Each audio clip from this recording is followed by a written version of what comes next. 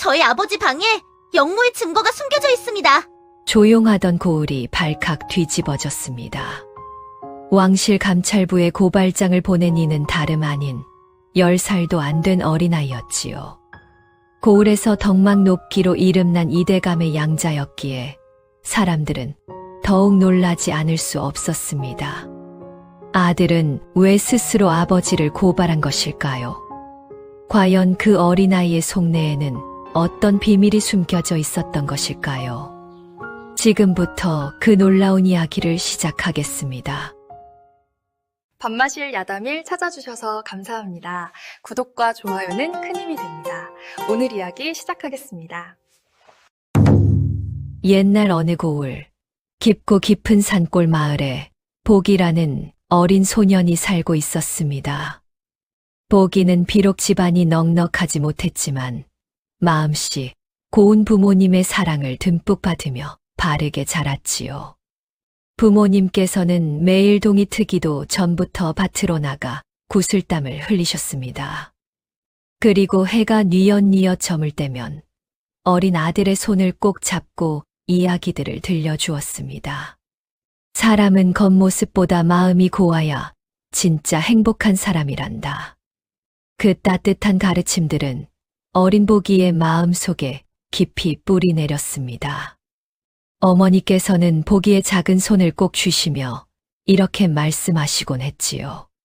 착한 마음씨를 지닌 우리 복이에게는 하늘이 반드시 복을 내려주실 것이라고 말입니다. 복이는 부모님의 헌신적인 사랑 속에서 행복한 나날을 보냈습니다. 비록 보릿고개가 되면 허기진 배를 움켜쥐어야 했지만 가족이 함께 있다는 것만으로도 세상 무엇과도 바꿀 수 없는 행복이었습니다.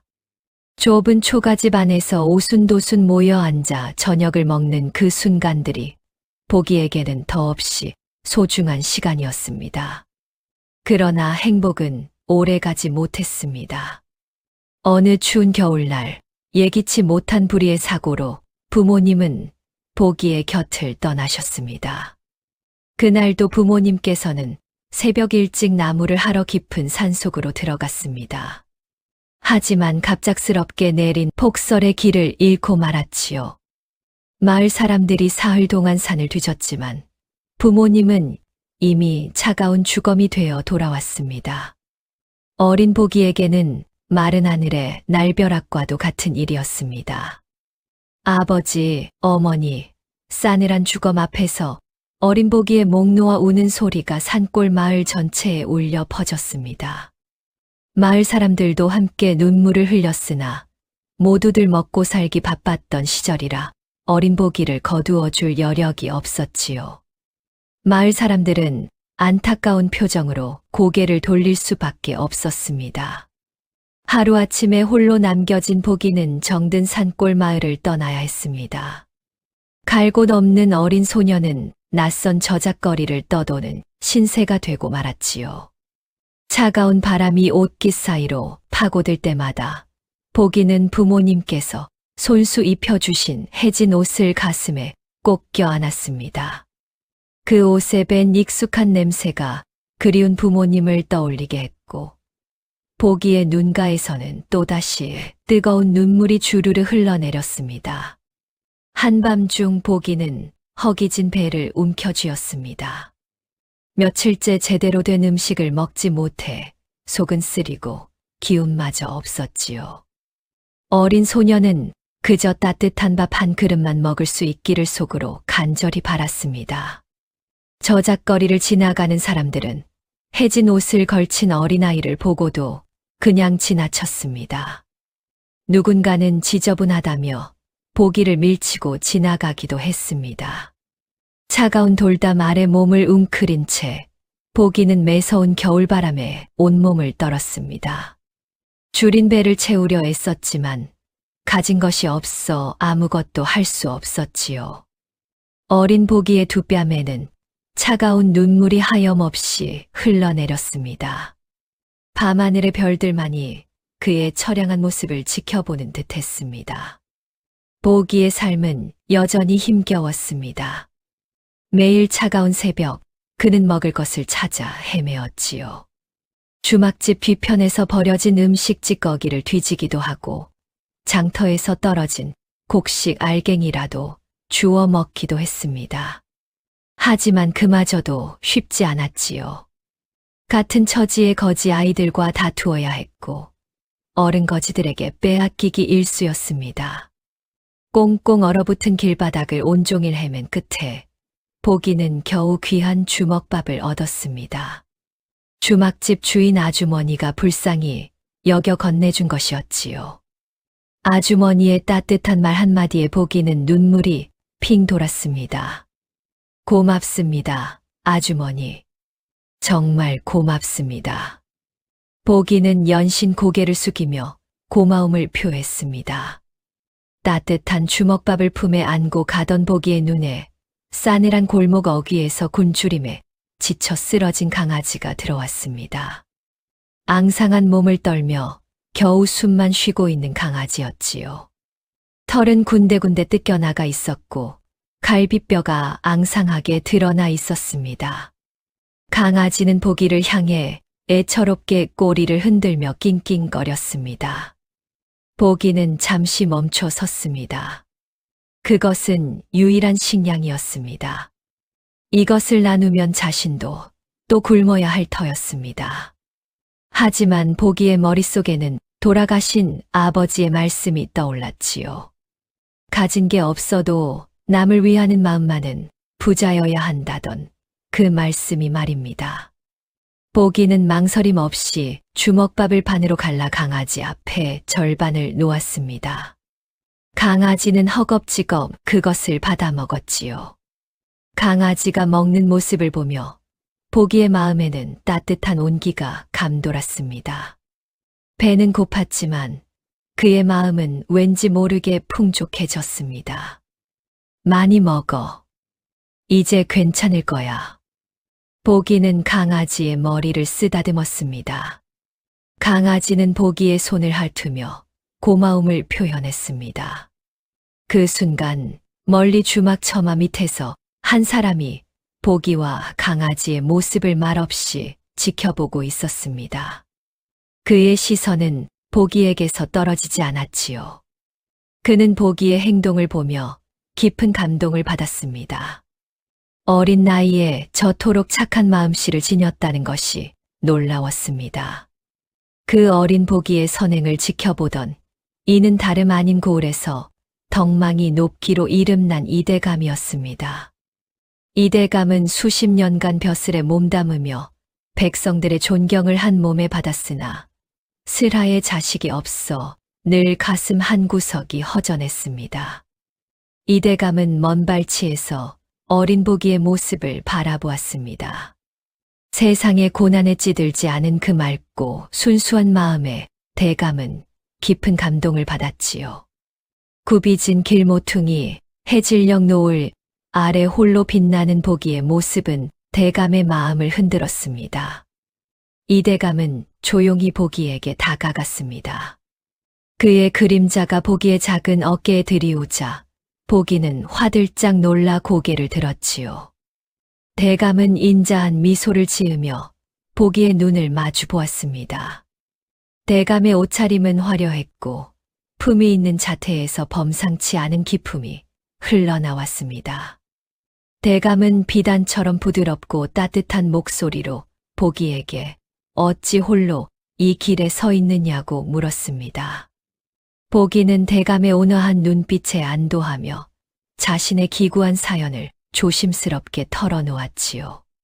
부모님을 잃고 홀로 떠돌게 된 슬픈 이야기를 들으며 대감의 얼굴에는 안타까움의 그림자가 드리워졌습니다.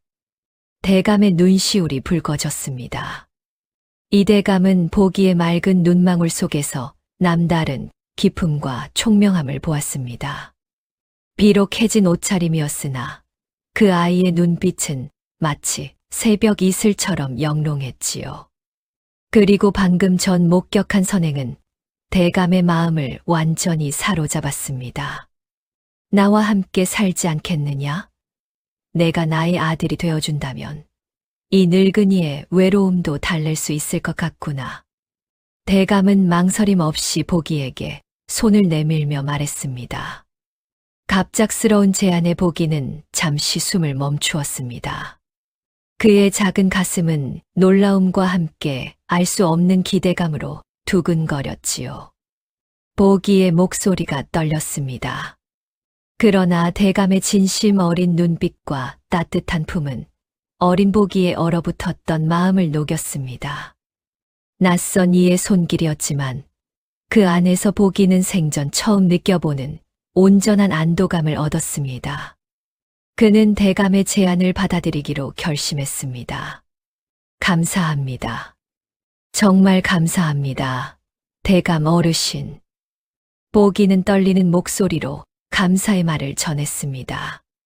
그리하여 이대감의 양자가 되어 새로운 삶을 시작하게 되었지요. 그의 고단했던 지난날은 그렇게 저물고 희망찬 앞날이 새롭게 밝아오는 듯 했습니다. 이대감 댁에 들어온 보기는 이제 더 이상 외롭지 않았습니다. 따뜻한 온기가 감도는 방에서 정갈한 밥상을 받고 깨끗한 옷을 입으며 점차 안정을 찾아갔지요. 처음 며칠간은 낯선 환경에 적응하느라 어색했지만 하인들과 종들까지 모두 보기를 친절하게 대했습니다. 이 모든 것이 꿈만 같구나. 보기는 혼잣말로 중얼거렸지요. 이대감은 보기의 마음에 드리웠던 어둠이 조금씩 걷히는 것을 보며 흐뭇하게 미소 지었습니다. 대감은 보기에게 이제는 걱정하지 말라고, 이곳이 내 집이고 자신이 내 아버지라고 다정하게 말했습니다. 대감의 말에 보기는 눈물을 글썽이며 고개를 숙였습니다. 어느 날 이대감은 보기를 글방으로 불러 이제 글을 배울 때가 되었다며 직접 가르쳐 주기로 했습니다. 보기는 떨리는 마음으로 붓을 잡고 첫 글자를 따라 쓰기 시작했지요. 처음에는 서툴렀지만 그의 눈은 형형하게 빛났습니다. 보기는 한 글자 한 글자 정성껏 따라 썼습니다. 하나를 가르치면 열을 깨우치는 듯한 보기의 총명함은 대감을 놀라게 했습니다. 어려운 글귀도 척척 이해하고 한 번 들은 내용은 잊지 않았지요. 참으로 놀라운 재능이로다. 이 아이가 정령하늘이 내린 인재가 아니고 무엇이겠는가. 대감은 감탄을 금치 못했습니다. 보기는 불과 한 달 만에 기초 글자를 완전히 익혔고 이내 어려운 글을 공부하기 시작했습니다. 보기는 글 공부에 깊은 흥미를 느꼈습니다. 해가 저물고 모두가 잠든 밤에도 그는 등잔불 아래에서 붓을 놓지 않았지요. 책의 글자들이 마치 살아있는 듯 그의 마음속으로 파고들었습니다. 희미한 불빛이 보기의 작은 그림자를 벽에 길게 드리웠습니다. 이대감은 때때로 밤늦게 보기의 방을 살펴보곤 했습니다. 창문으로 새어나오는 불빛을 보며 대감은 흐뭇한 미소를 지었습니다. 저 아이는 정녕 큰 인물이 될 것이야. 대감의 기대는 날로 커져만 갔습니다. 보기의 비상한 재주는 감출 수가 없어 이내 고을 전체의 소문이 자자해졌습니다. 사람들은 이대감 댁 보기 도련님이 글 공부에 통달했다며 입을 모아 칭찬했지요. 장터며 주막이며 어딜 가나 보기의 이야기가 꽃을 피웠습니다. 하지만 진짜 사람들의 마음을 사로잡은 것은 그 아이의 심성이었습니다. 도련님 신분이 되었어도 거만 떠는 법 없이 굳은 일을 하는 하인들에게조차 늘 살갑고 예의 바르게 대했습니다. 무거운 짐을 나르는 하인을 보면 먼저 다가가 거들어주고 힘든 일로 지친 이들에게는 따뜻한 위로의 말을 건넸지요. 보기는 이제 이대감의 자랑이었습니다. 대감은 보기가 훗날 나라의 큰 인물이 될 것이라 확신하며 더욱 애정을 쏟았지요. 귀한 책들을 아낌없이 내주었고 보기의 공부에 필요한 모든 것을 지원했습니다. 그러나 이대감의 높은 덕망과 보기에 뛰어난 재능을 시기하고 질투하는 자들이 고을 어딘가에 있었습니다. 그들의 눈에는 보기의 총명함이 곱게 보이지 않았습니다. 어둠 속에서 음침한 그림자가 서서히 드리워지고 있었습니다.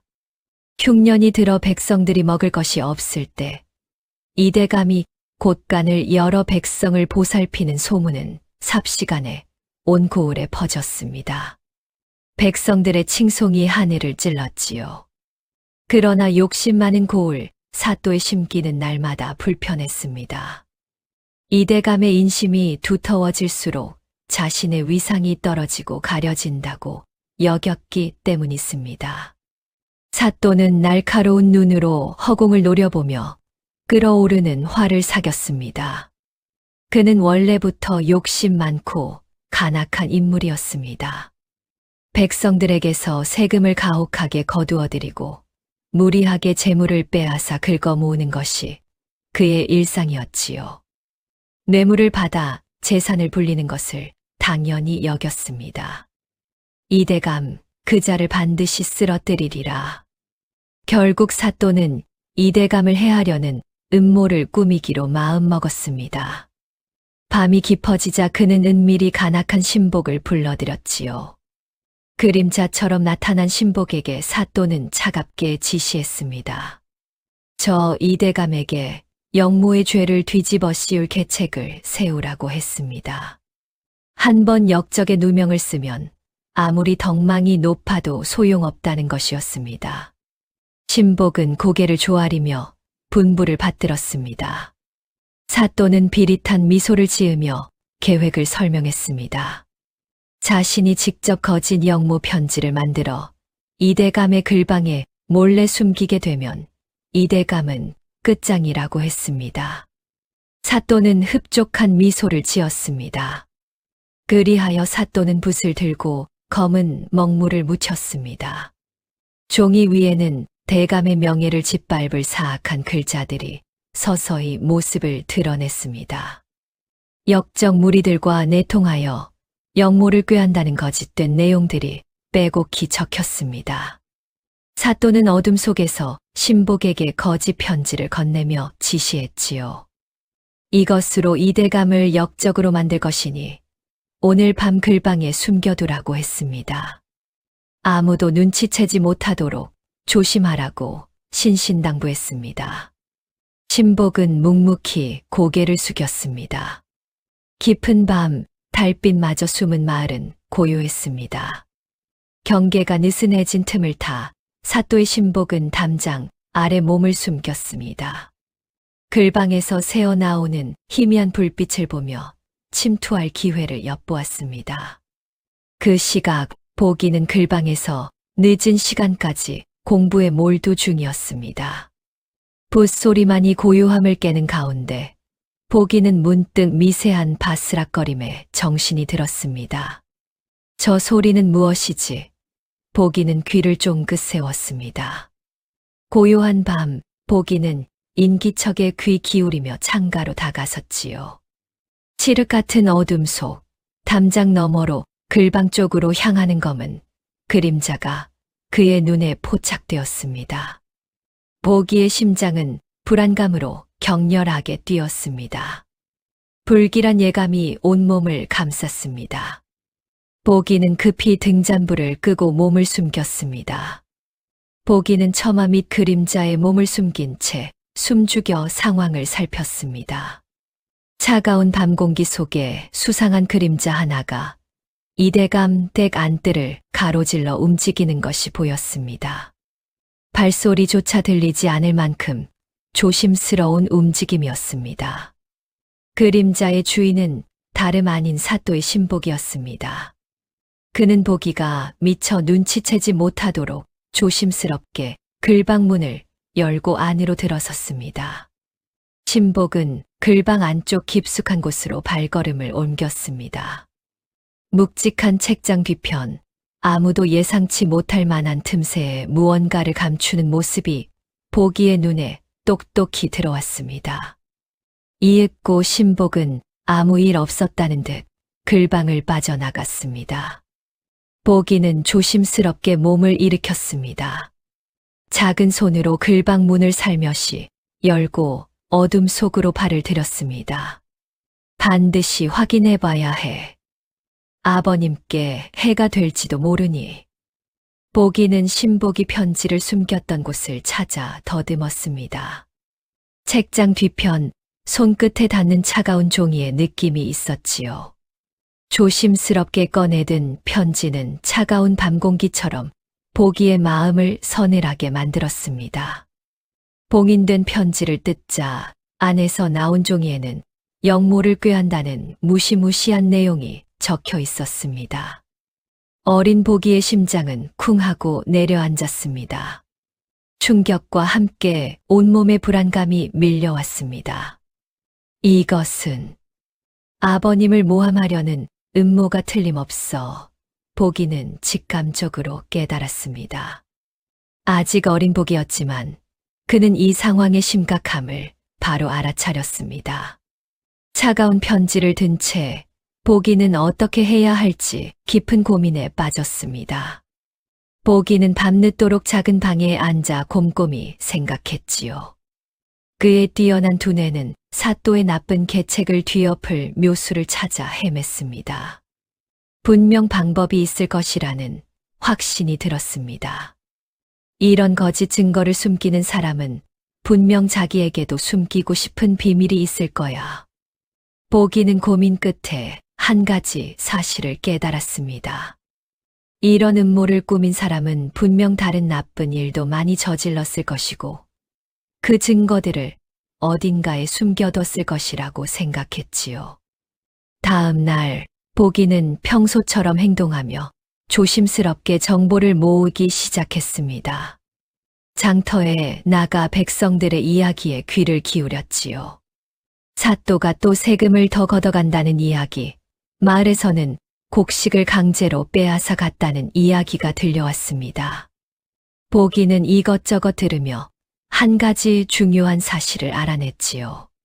사또가 백성들을 괴롭힌 것뿐만 아니라 그것들을 모두 꼼꼼하게 기록한다는 소문이 있었습니다. 보기는 며칠간 사또의 집 주변을 살펴보았지요. 어린아이라 큰 의심을 받지 않았습니다. 그러던 중 사또의 신복 중 한 명이 술을 좋아한다는 사실을 알아냈습니다. 어느 날 저녁 보기는 주막에서 술에 취한 신복을 만났습니다. 순진한 아이인 척하며 다가가 사또 나리댁은 정말 크다면서 자신도 나중에 커서 벼슬아치가 되고 싶다고 말했습니다. 술에 취한 신복은 자랑스럽게 대답했습니다. 사또 나리께서는 모든 것을 꼼꼼히 관리하시는 분이고 안쪽 글방에는 중요한 문서들이 가득하다고 말했습니다. 보기는 침착하게 더 물었습니다. 술에 더욱 취한 신복은 글방 벽장 안쪽 깊은 곳이라고 말해버렸습니다. 그러고는 자신이 왜 이런 말을 했는지 당황하며 입을 다물었지만 보기는 이미 필요한 정보를 얻었습니다. 며칠 후 보기는 사또가 이웃 고을로 출장을 간다는 소식을 들었습니다. 이것이 기회다. 보기는 용기를 내어 사또의 집에 들어갔습니다. 순진한 얼굴로 말하는 어린아이를 하인들은 의심하지 않고 들여보냈습니다. 보기는 안쪽 글방을 찾아 조심스럽게 들어갔습니다. 주위를 살피며 벽장을 찾기 시작했습니다. 손으로 벽과 선반을 더듬으며 숨겨진 공간을 찾았지요. 마침내 벽장 안쪽 깊은 곳에 숨겨진 나무 상자를 발견했습니다. 상자를 열자 그곳에는 사또의 나쁜 짓들이 빼곡히 기록된 문서들이 있었습니다. 백성들에게서 빼앗은 재물의 목록, 뇌물을 받은 기록, 곡식을 빼돌린 증거가 모두 담겨 있었습니다. 보기는 조심스럽게 그 문서들을 품에 감췄습니다.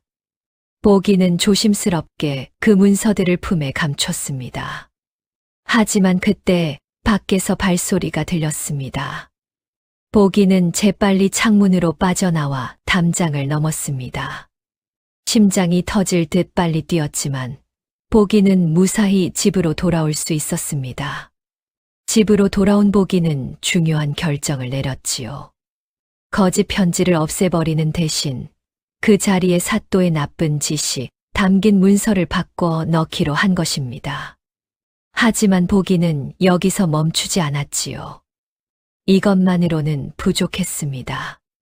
아무도 이대감대 글방을 뒤지지 않는다면 사또의 비밀 문서는 영원히 그곳에 숨겨진 채로 남을 것이었습니다. 보기는 깊은 고민에 빠졌습니다.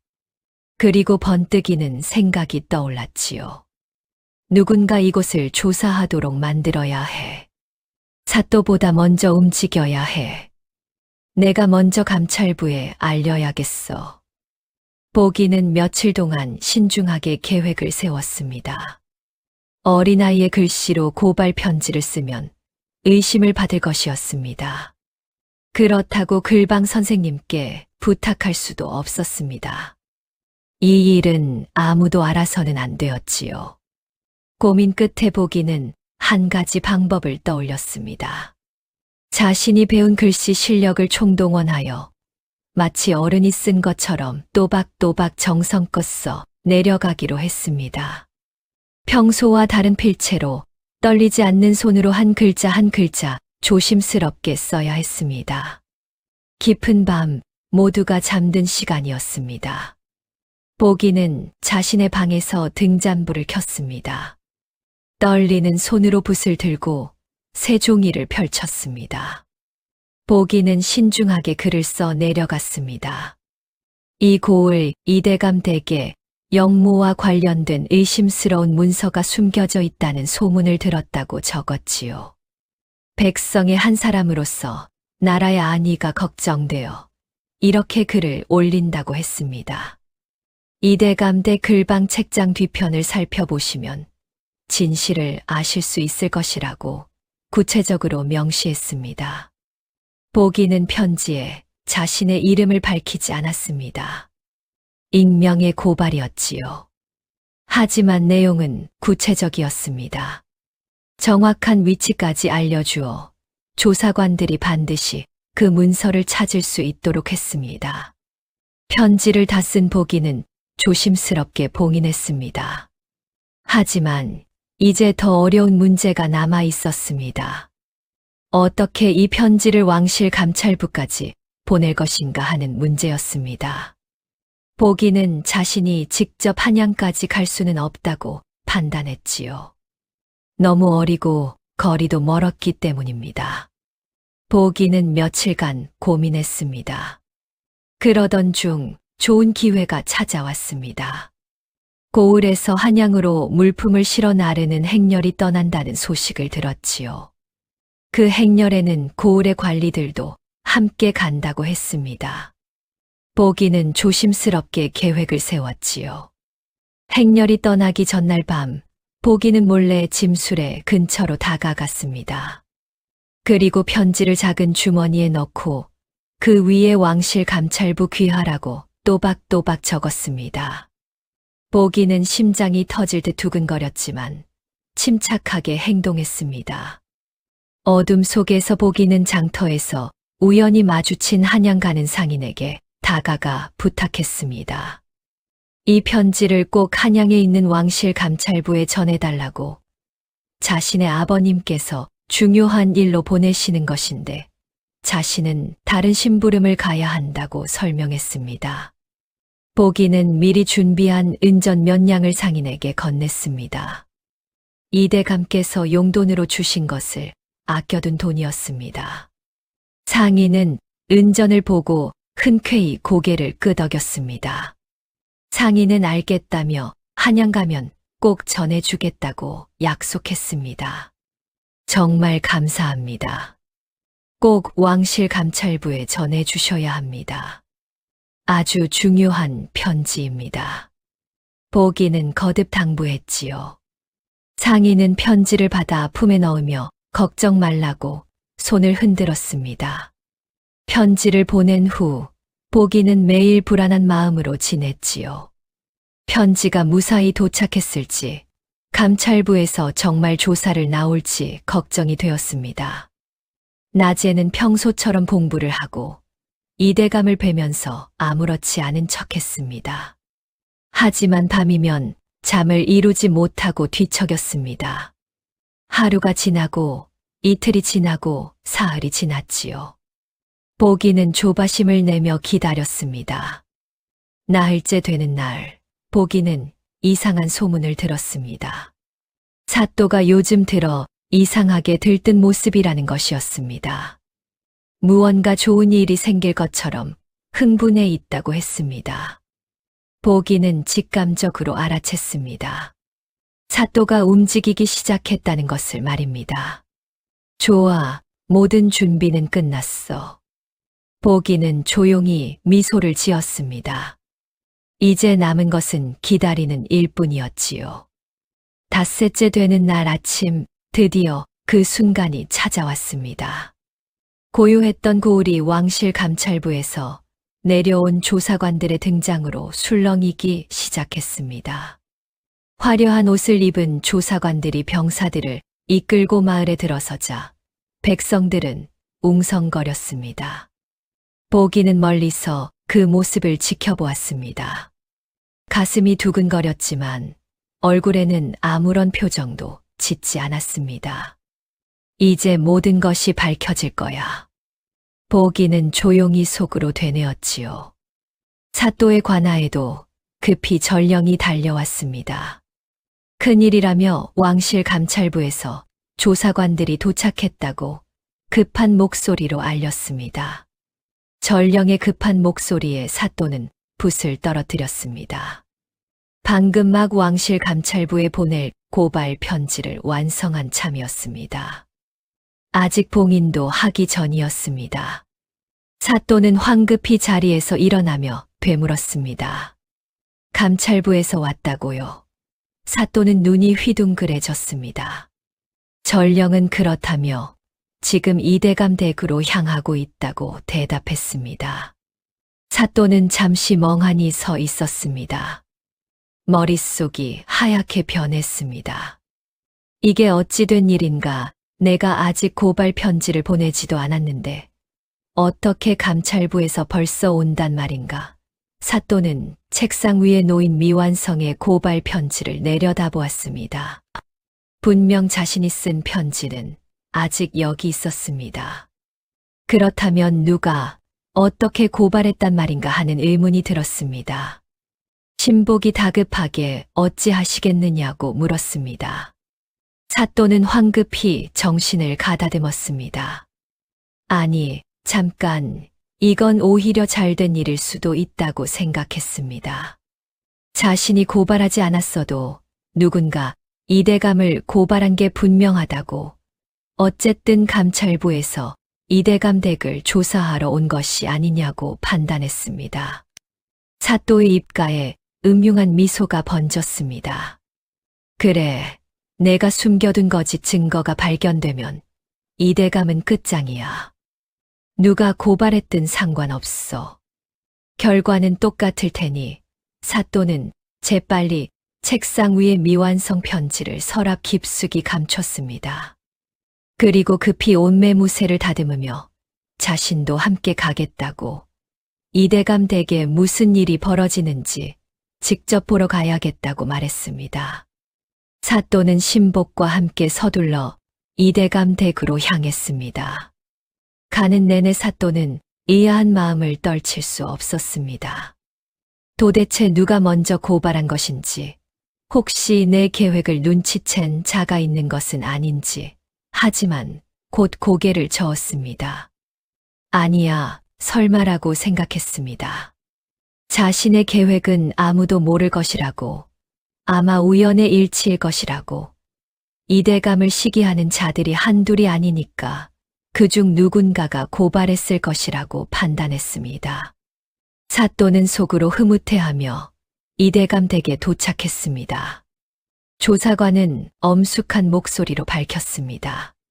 자신들은 이 고을의 이대감이 영모를 꾀했다는 고발을 받고 조사를 나왔다고, 증거가 이대감 댁 글방에 숨겨져 있다고 하니 즉시 수색하겠다고 말했습니다. 이대감은 차분히 조사관을 마주보며 영모라니 이 무슨 청천벽력 같은 말씀이냐고, 자신은 평생을 나라를 위해 충성을 다해 살아왔다고, 이 무슨 억울한 누명이냐고 항변했습니다. 조사관들은 이대감 댁으로 향했습니다. 사또는 뒤따라가며 속으로 흐뭇해했습니다. 하지만 사또는 한편으로는 의아했습니다. 자신이 고발 편지를 보낸 것이 확실한데 감찰부에서 어떻게 조사를 나오게 되었는지 구체적인 경위를 모르고 있었습니다. 어쨌든 결과만 좋으면 되지. 사또는 속으로 중얼거렸습니다. 조사관들은 꼼꼼하게 글방 구석구석을 살폈습니다. 책장 뒤편을 뒤지고 벽을 두드리고 바닥을 확인했습니다. 그리고 마침내 책장 뒤편 틈새에서 봉인된 문서를 발견했습니다. 조사관이 외쳤습니다. 여기 무언가 있다고 말입니다. 사또는 흐뭇한 미소를 지었습니다. 드디어 찾았구나. 사또는 속으로 환호했습니다. 하지만 조사관이 봉인을 뜯고 문서를 확인하는 순간 사또의 얼굴은 순식간에 새하얗게 질렸습니다. 그곳에는 편지가 아니라 사또 자신의 비밀 문서가 들어 있었던 것이었습니다.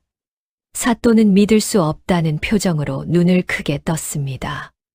조사관의 얼굴이 굳어졌습니다. 조사관은 말했습니다. 이게 무슨 일인가? 여기에는 이 고을 사또의 온갖 비리가 기록되어 있다고 밝혔습니다. 조사관은 문서를 하나하나 펼쳐 확인했습니다. 백성들에게서 빼앗은 재물의 목록, 뇌물을 받은 기록, 곡식을 빼돌린 증거가 모두 낱낱이 드러났습니다. 백성들이 그 내용을 듣고 술렁였습니다. 사또는 혼란스러웠습니다. 자신이 분명 거짓 편지를 숨겨두라고 명령했는데 어찌 된 일인지 자신의 비밀 장부가 발견된 것이었습니다. 누군가 내 계획을 알아채고 바꿔치기 한 게 분명해. 사또는 당황스러웠습니다. 조사관은 주위 사람들을 향해 엄숙하게 선언했습니다. 모두 들으라고. 이 고을 사또의 죄상이 여기 분명히 드러났다고. 백성의 재물을 빼앗고 뇌물을 받아 사욕을 채우고 곡식을 빼돌려 굶주린 백성을 내버려 둔 죄, 그 모든 것이 이 문서에 기록되어 있다고 밝혔습니다. 조사관은 계속해서 말했습니다. 이대감이 영모를 꾀하였다는 증거가 없으니 이대감은 무죄라고 선언했습니다. 백성들은 환호했습니다. 만세, 이대감 만세라고 외쳤습니다. 하늘이 도우셨다고 감격했습니다. 보기는 조용히 뒤에서 그 모습을 지켜보며 안도의 한숨을 쉬었습니다. 사또는 얼굴이 하얗게 질린 채 무릎을 꿇었습니다. 조사관은 차갑게 물었습니다. 사또, 이것이 어찌 된 일이냐고. 영모를 조사하러 왔더니 오히려 당신의 비리 증거가 나오다니 변명은 그만두라고. 이 문서에 적힌 내용이 모두 당신의 필체가 아니냐고. 게다가 당신의 도장까지 찍혀 있지 않느냐고 추궁했습니다. 사또는 할 말을 잃었습니다. 조사관은 욕심 많은 사또를 즉시 벼슬에서 쫓아내고 잡아가라 명했으며 이대감의 누명을 완전히 벗겨주었습니다. 조사관은 말했습니다. 이대감은 아무 죄가 없다고. 오히려 이 고을의 기둥이니 앞으로도 백성을 위해 힘써 달라고 당부했습니다. 조사관 대장은 한참 동안 보기를 물끄러미 바라보았습니다. 그러더니 품속에서 한 통의 편지를 꺼내 들었습니다. 바로 왕실 감찰부로 보내진 고발 편지였습니다. 조사관은 편지를 펼쳐 보이며 천천히 입을 열었습니다. 자신들이 이곳에 온 것은 바로 이 고발 편지 때문이었다고 밝혔습니다. 조사관은 편지의 글씨를 찬찬히 살펴보았습니다. 그리고 다시 보기를 바라보며 말했습니다. 이 편지의 글씨체를 보니 어른이 쓴 것 같으면서도 어딘가 서툰 부분들이 보인다고. 마치 글을 배운 지 얼마 안 된 아이가 어른처럼 쓰려고 애쓴 것 같다고 설명했습니다. 조사관은 잠시 말을 멈추었습니다. 그리고 보기를 부드럽게 바라보며 물었습니다. 혹시 이 편지를 내가 쓴 것이냐고 말입니다. 주위가 순간 조용해졌습니다. 모든 이의 시선이 보기에게 쏠렸습니다. 보기는 잠시 망설이다가 고개를 들어 조사관을 똑바로 바라보았습니다. 그리고 천천히 고개를 끄덕이며 대답했습니다. 네, 제가 썼습니다. 이대감이 깜짝 놀라 보기를 바라보며 내가 했다는 것이냐고 물었습니다. 보기는 이대감을 향해 고개를 숙이며 용서를 구했습니다. 자신은 사또가 아버님을 모함하려는 계획을 알아차렸다고 설명했습니다. 그래서 저는 사또보다 먼저 왕실 감찰부에 편지를 보냈습니다. 아버님 댁에 의심스러운 문서가 있다고 알렸고 사또가 숨겨둔 거짓 편지를 사또의 비리 문서로 바꿔놓았습니다. 보기는 고백했습니다. 주위 사람들이 놀라움에 숨을 죽였습니다. 조사관은 감탄하며 고개를 끄덕였습니다. 과연 그래서 자신들이 이곳에 왔을 때 영모의 증거가 아닌 사또의 비리 증거가 나온 것이라고 이해했습니다. 조사관은 보기의 어깨에 손을 얹으며 말했습니다. 어린 나이에 이토록 지혜롭고 용감하다니 참으로 대단한 아이라고. 내 덕분에 간악한 사또의 죄상이 밝혀지고 억울한 누명을 쓸 뻔한 이대감께서도 구해졌다고 칭찬했습니다. 이대감은 보기를 다시 한번 꼭 껴안았습니다. 이번에는 놀라움과 감동이 뒤섞인 눈물이었습니다. 대감은 떨리는 목소리로 말했습니다. 보기야, 정말로 내가 아니었다면 아버지는 어찌 되었을지 모른다고 감사의 마음을 전했습니다. 보기는 대감의 품에 안긴 채 조용히 말했습니다. 아버님께서 저를 거두어 주시고 그를 가르쳐 주셨기에 가능한 일이었습니다. 저는 그저 아버님을 지키고 싶었을 뿐입니다. 백성들 사이에서 감탄의 목소리가 터져 나왔습니다. 저 어린 도련님이 혼자 힘으로 사또의 음모를 막아냈다고, 정말 하늘이 내린 지혜라고, 이대감께서 정녕 큰 복을 받으신 것이라고 입을 모았습니다. 조사관은 보기를 향해 깊이 고개를 숙였습니다. 너의 용기와 지혜 덕분에 정의가 바로 섰다고, 왕실 감찰부를 대신하여 고맙다는 말을 전하고 싶다고 말했습니다. 그날 이후 보기의 이야기는 온 나라에 퍼져나갔습니다. 10살도 안 된 어린아이가 간악한 사또의 음모를 꿰뚫어보고 홀로 양아버지를 구해냈다는 이야기는 사람들의 입에서 입으로 전해졌습니다. 훗날 보기는 장성하여 시험에 합격하고 양아버지인 이대감과 함께 백성들을 위한 어진 정치를 펼쳤습니다. 보기는 벼슬길에 올라서도 처음 마음을 잃지 않았습니다. 가난한 백성들을 돌보고 억울한 일을 당한 이들을 도왔습니다. 그의 어진 마음씨는 어린 시절 굶주린 개에게 음식을 나눠주던 그때와 조금도 달라지지 않았습니다. 이대감은 보기가 성장하는 모습을 보며 더없이 행복해했습니다. 대감은 고마움의 눈물을 흘리며 말했습니다. 내가 그날 저작거리에서 보기를 만난 것이 정녕 하늘의 뜻이었구나. 대감은 깊이 감사했습니다.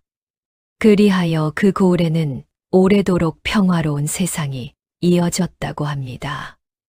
이대감과 보기의 좋은 정치는 길이길이 백성들의 입에서 입으로 전해졌고 후세 사람들은 그들의 이야기를 듣고 감동의 눈물을 흘렸다고 합니다.